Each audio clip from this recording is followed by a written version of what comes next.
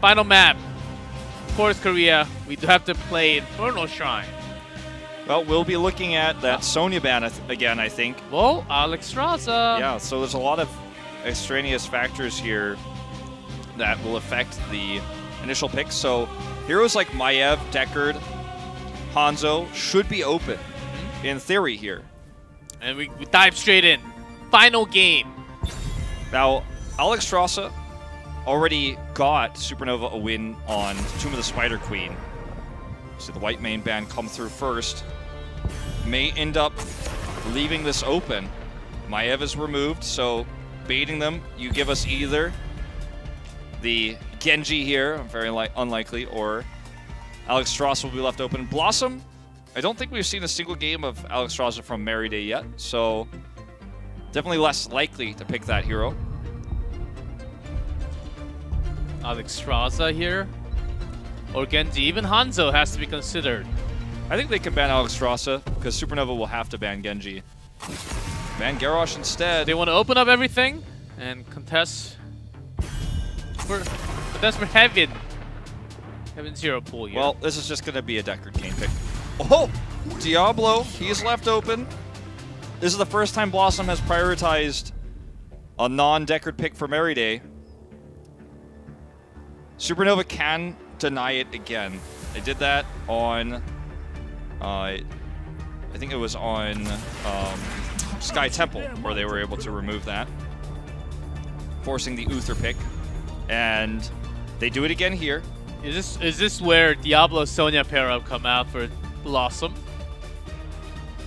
I think they're gonna have massive shrine control if those two pair come out, and we saw that being used by Miracle yesterday with Medivh comp. Blaze and Hanzo will be the choices, so looks less likely for the Sonya. Alex Straza's banned. Alex Straza is so powerful with this, so you have to do that. Very rare to see this banned by Supernova, but that's the comp that they're facing. For BlossoM, we're looking at possibly a ban on the Anubarak here. They've already got the lined up best tank, so there it is. That will force the Muradin pick, very likely. It's very difficult to run ETC against a Diablo. You will be bullied. Unless they want to bring it with Irel. There's still a Muradin. I thought there was a slight chance.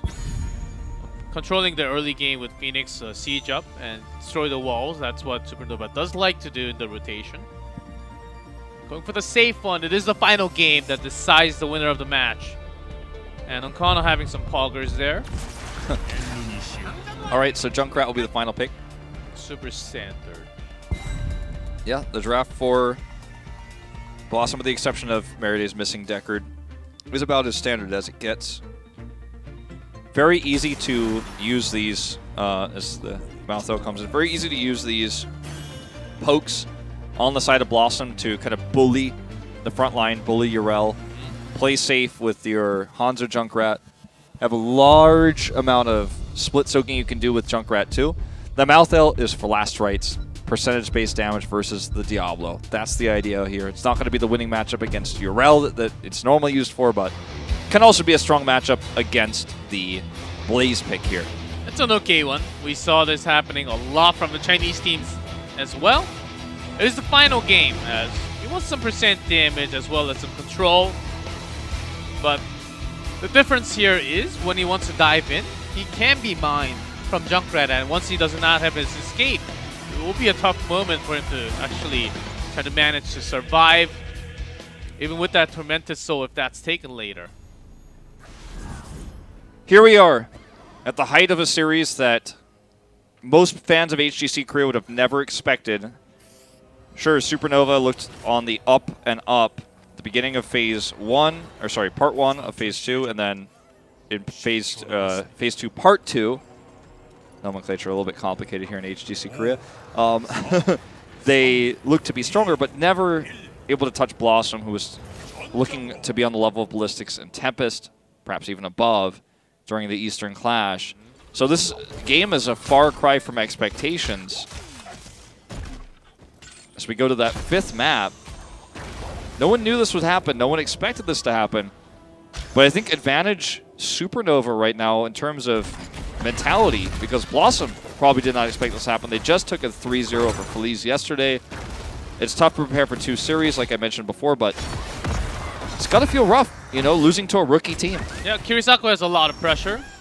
Diablo was picked up, first-year material, and they don't really have, other than Marthel, to want to, like, a Tychus to blow him up when he's got max souls. That's going to be a tough one. Even warping away when Diablo has some grab onto him, it's going to be really hard. So Kirisaku has to peel, has to come in and save them. Speaking of coming in, he's knocked in by the concussive mine. Really nice seal, though, to keep everybody back. Honkono's body block, he doesn't have a lot of souls yet. That's it's early game. That's the type of zoning. That's the reason why we have Deckard ban first picked all the time. Ooh. He should have warp, right? I guess not. I think he was trying to warp and then got mined right in the middle. Yeah. Well, that's a nice trade back. But yes, you're absolutely right, Deckard. Offensively, great peel in this case, which then led to follow-up pick with good body blocks. And because you forced every other member of BlossoM a step back, which they could have saved. If they actually did not go back because of that big zone. Honkono was alone, separating them from the team. That's what you see all the time during team fights. But a mistake from Phantom makes up for that. Ooh, another toss. Look at that Gondar. Being really wild today with the mines.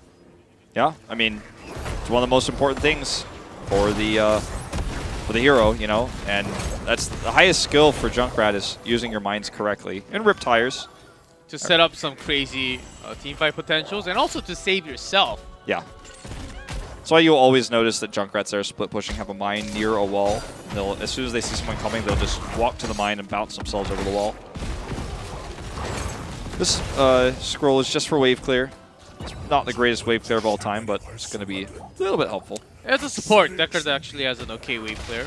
Yeah. Better than most of the support, I would say, going in.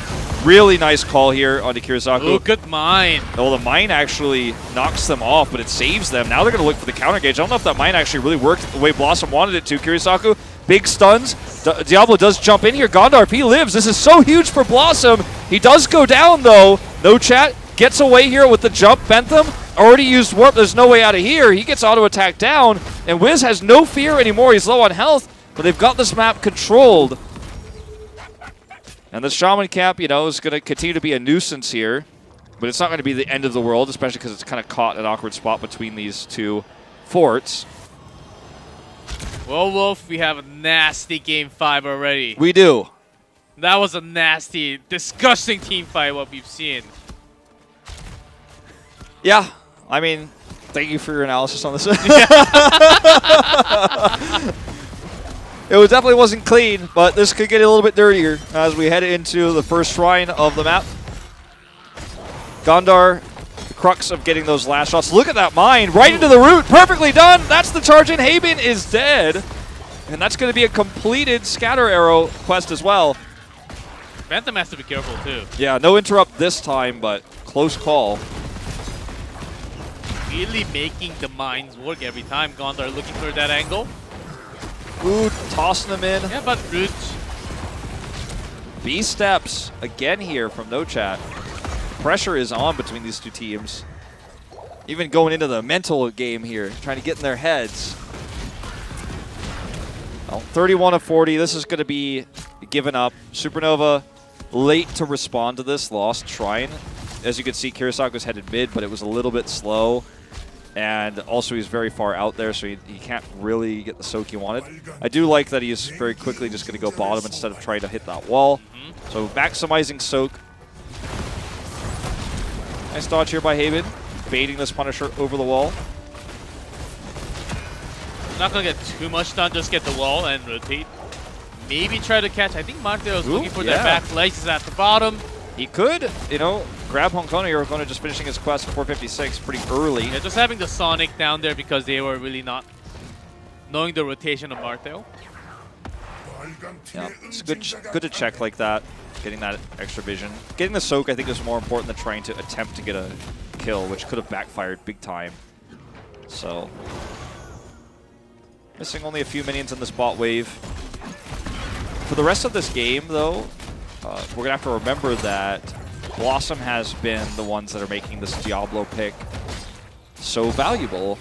And like you mentioned before, there was no percentage-based damage until the end, Maltho, despite the first pick.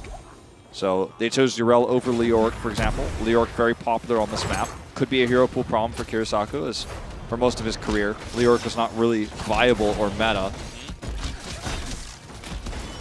And BlossoM is just looking for that 10 power spike to control the next shrine. Going to be cutting it close, but they very well may secure it just in time if they can get this wall down with the wave they have here. They have these siege giants, or siege goats that have spears, the Khazra camp.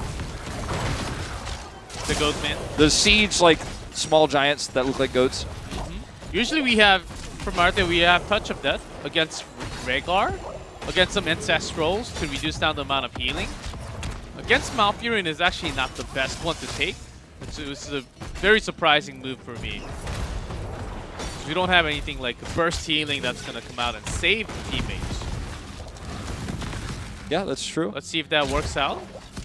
To late game, maybe he's really looking for that late game synergy. I mean, there's always the possibility of Twilight Dream, but against Phoenix, especially, I think you're really just feeling you want to go for the Tranquility. We didn't touch on it, but it is kind of a weird situation to have Maltho and Yrel. And this is one of those things where we're looking at a region where we're like, well, I guess is double melee a thing instead of going for double range, or sorry, one melee, one range is going to become the standard now because it's becoming so common, whether it's a tank or it's something like Maltho here. Last Rites will definitely be the lock-in. There's no way to really protect him in the team fight to get more value out of Tormented Souls. He's holding it, but I mean, I don't like his chances if he's going to try to Tormented Souls against this much damage, Concussive Mine, etc. And there's the Tormented Souls lock-in with the Salvo. They don't have a Diablo with the Phoenix, so he wants to slow on that Salvo extra damage. Has to be getting some synergy with his other members as well. It's probably, I mean, realistically, Muradin who's got the best chance of actually setting that up. Or his own Q, obviously, but that's very risky positioning-wise. Merida's holding it. Yeah. Twilight? Twilight is very strong in this composition. I'm not really a big hater of that.